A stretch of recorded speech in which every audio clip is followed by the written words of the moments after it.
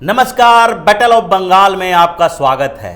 पश्चिम बंगाल और बिहार दोनों जगह पर चुनाव होने वाला है। बिहार में पहले चुनाव होगा, यानी अक्टूबर नवंबर में बिहार विधानसभा का चुनाव होने वाला है, जबकि अगले साल अप्रैल महीने में पश्चिम बंगाल में चुनाव होगा। दोनों जगह राजनीतिक गतिविधियां चल रही है, लेकिन पश्चिम बंगाल की राजनीतिक गतिविधियां बिहार से ज्यादा तेज दिखाई पड़ रही है। बिहार में भी चुनाव है और पश्चिम बंगाल में भी चुनाव है। बिहार का चुनाव पहले है, पश्चिम बंगाल का चुनाव बाद में है। लेकिन बाद में जहां चुनाव होना है वहां पर राजनीतिक हड़कंप, राजनीतिक उथल पुथल ज्यादा मची हुई है बिहार की अपेक्षा। पश्चिम बंगाल में भारतीय जनता पार्टी और ममता बनर्जी के बीच सीधी टक्कर होने वाली है, क्योंकि कम्युनिस्ट पार्टी और कांग्रेस पार्टी वहां पर बिल्कुल तीसरे चौथे दर्जे पर पहुंच चुकी है। दोनों के बीच ही अब जंग शुरू होने वाला है और इस बीच भारतीय जनता पार्टी भी चारों तरफ से अपनी कोशिश में लगी हुई है कि किसी तरह से ममता बनर्जी को हराने की जहां तक बात है तो ममता बनर्जी इस बार अपनी कुर्सी गंवाने वाली है, इसकी संभावनाएं ज्यादा दिखाई पड़ रही है। ममता बनर्जी की पार्टी आपस में ही फूटी हुई है और पार्टी के कई नेता चुनाव के आसपास भारतीय जनता पार्टी में शामिल होने के संकेत दे चुके हैं। कुछ नेताओं ने लोकसभा चुनाव से पहले भारतीय जनता पार्टी ज्वाइन की थी और अब कुछ दूसरे नेता विधानसभा चुनाव से पहले भाजपा ज्वाइन करने वाले हैं। लेकिन इस बीच भारतीय जनता पार्टी में पश्चिम बंगाल के एक बड़ा चेहरा सामने आने वाला है और वो है भारतीय क्रिकेट के पूर्व कैप्टन, भारतीय क्रिकेट टीम के पूर्व कैप्टन और अभी बीसीसीआई के प्रेसिडेंट सौरव गांगुली। सौरव गांगुली की राजनीति में आने की चर्चाएं पहले से ही हो रही थी। पिछले साल जब बीसीसीआई के प्रेसिडेंट का इलेक्शन था तो उस समय ही यह माना जाने लगा था कि सौरव गांगुली अब राजनीति में आएंगे और उनका भारतीय जनता पार्टी में ज्वाइन करने का, भारतीय जनता पार्टी में जाने का प्लान है। क्योंकि उस समय ही जब राजनीतिक गतिविधियां तेज हो गई थी और सौरव गांगुली के बीसीसीआई के प्रेसिडेंट बनने पर भी थोड़ा सा कंफ्यूजन चल रहा था, तो उस समय ममता बनर्जी के इस राज्य में सौरव गांगुली से मिलने के लिए अमित शाह गए थे। अमित शाह और सौरव गांगुली के बीच मुलाकात हुई थी और उसके बाद यह लगभग तय हो गया था कि सौरव गांगुली बीसीसीआई के प्रेसिडेंट बनेंगे। अमित शाह और उन दोनों की मुलाकात के बारे में दोनों ने अपनी अपनी बातें कही थी। हालांकि उस समय भी ये बात चल रही थी कि सौरव गांगुली भारतीय जनता पार्टी ज्वाइन करेंगे, लेकिन दोनों ने उस समय, अमित शाह ने भी ये कही थी कि ये जो मुलाकात है ये बीसीसीआई के ऑफिस बेयरर यानी प्रेसिडेंट और दूसरे जो ऑफिस बेयरर का चुनाव होने वाला है उसको लेकर है, इससे राजनीति का कोई ज्यादा लेना देना नहीं है। दूसरी तरफ सौरव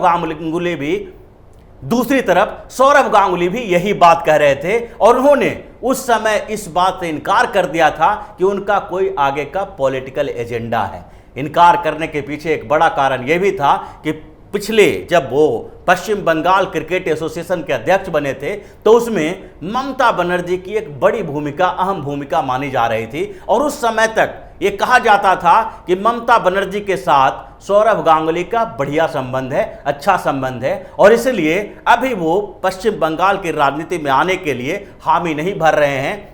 अगर वो पश्चिम बंगाल की राजनीति में आते हैं और टीएमसी ज्वाइन करते हैं, ममता बनर्जी की पार्टी में शामिल होते हैं, तो उन्हें बहुत बड़ी भूमिका दिखाई नहीं पड़ रही है। वो किसी बड़े पोस्ट पर नहीं जा सकते हैं। सरकार ममता बनर्जी की है और आगे के चुनाव के बाद ममता बनर्जी की सरकार का क्या हश्र होगा, इस पर भी एक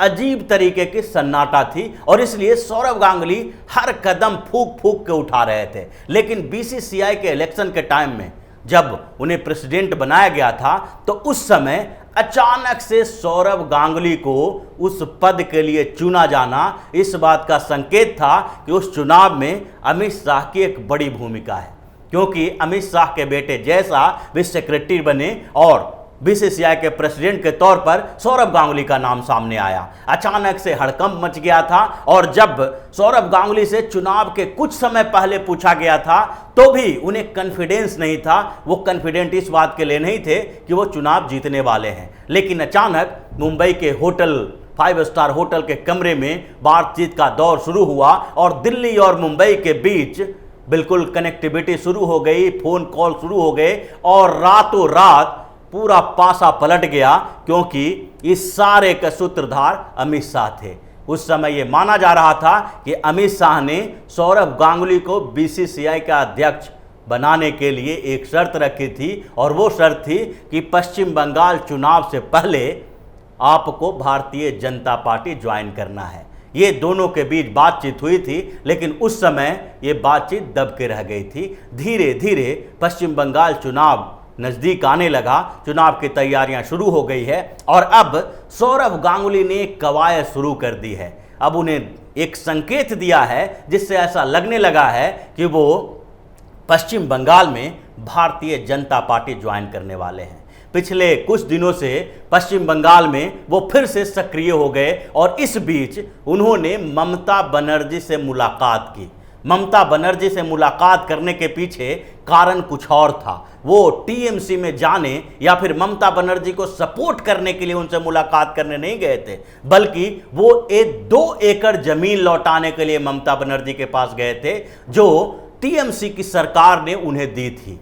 कोलकाता के न्यू टाउन एरिया में 2 एकड़ जमीन टीएमसी की सरकार से सौरभ गांगुली को मिली थी, जिस पर आईसीएसई बोर्ड के एक हाई स्कूल का निर्माण किया जाना था। कई 2 साल से ये प्रोजेक्ट पड़ा हुआ था और सौरभ गांगुली इस बात की तैयारी कर रहे थे कि वहां एजुकेशन के सेक्टर में अब वो एक भूमिका निभाएंगे। लेकिन इस बीच राजनीतिक गतिविधियां बदली और उन्हें लगने लगा कि अगर ये जमीन अपने पास रख के सरकार के सपोर्ट से जो जमीन मिली है, ममता बनर्जी की सरकार है वहां, और सरकार के सपोर्ट से जो जमीन मिली है उस जमीन का इस्तेमाल करते हैं और उसके बदले भारतीय जनता पार्टी ज्वाइन करते हैं, तो इसमें एक कन्फ्यूजन हो जाएगा और ममता बनर्जी के पार्टी के लोग उन पर बार बार आरोप लगाएंगे कि टीएमसी की सरकार में उन्होंने ऐसी लॉबिंग की और उसके साथ वो जमीन का आज भी इस्तेमाल कर रहे हैं। इस बात को लेकर सौरभ गांगुली सतर्क थे और उन्होंने वो जमीन, जो 2 एकड़ जमीन उन्हें हाई स्कूल के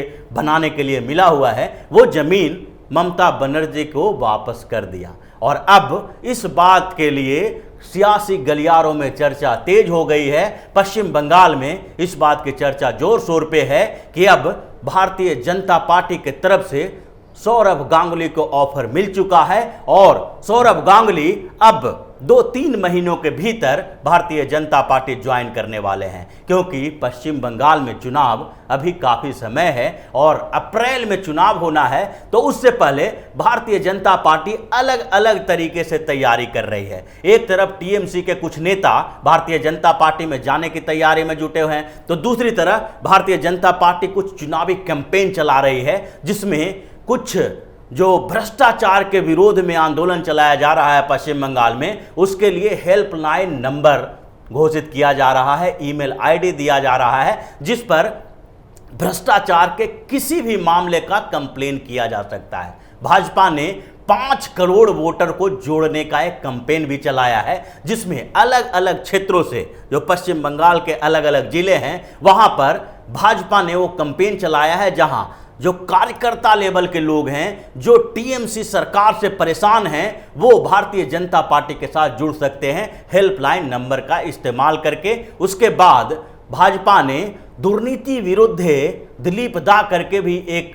कैंपेन चलाया है, जिसमें ममता बनर्जी के सरकार के जो भ्रष्टाचार है उसको उजागर करने के लिए दिलीप घोष को आगे बढ़ाया है। इसके साथ साथ मुकुल राय को राज्यसभा भेजने और उनको केंद्रीय मंत्री बनाने का भी प्लान है, जिसके तहत अगर पश्चिम बंगाल में चुनाव होता है तो उससे पहले ही मुकुल राय को राज्यसभा भेजा जाएगा और उन्हें एक केंद्रीय मंत्री का दर्जा दिया जाएगा, उन्हें केंद्र में शामिल किया जाएगा, जिससे जो उनके समर्थक हैं, जो थोड़ा बहुत इस बात से निराश हो गए थे कि मुकुल राय को बहुत बड़ी जिम्मेदारी नहीं दी गई है, वो फिर से सक्रिय हो जाएंगे और टीएमसी के दूसरे नेताओं के साथ संपर्क करने में मुकुल राय की एक बड़ी भूमिका होगी। तो ये सारे प्रोग्राम भारतीय जनता पार्टी वहां पर बना रही है और उसमें एक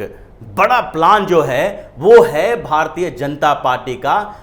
जो राज्य में अलग अलग सेक्टर में जो युवा चेहरे हैं, जो नए चेहरे हैं, उनको अपने साथ जोड़ना। और उसी कड़ी में सौरभ गांगुली का नाम आया है, क्योंकि भारतीय जनता पार्टी के पूर्व अध्यक्ष और केंद्रीय गृह मंत्री अमित शाह पश्चिम बंगाल के लिए 3 साल पहले से रणनीति बना रहे हैं। जब पिछले बार लोकसभा चुनाव में भाजपा की बड़ी जीत हुई थी, जिसे बड़ी जीत ही कहा जा सकता है, पश्चिम बंगाल में जहां भारतीय जनता पार्टी का कोई बड़ा आधार नहीं था, उससे पहले वाले 2014 के लोकसभा चुनाव में सिर्फ जो 17% वोट भारतीय जनता पार्टी को मिले थे, वो 2019 में 40% हो गए, 18 सीट भारतीय जनता पार्टी को मिल गई। उसके बाद से ही अमित शाह ने वहां पर गतिविधियां तेज कर दी और पश्चिम बंगाल में किसी तरह से भाजपा को जीत दिलाने की कोशिश में लग गए। और उसी समय से ये बात चल रही थी कि वहां पर अलग अलग सेक्टर से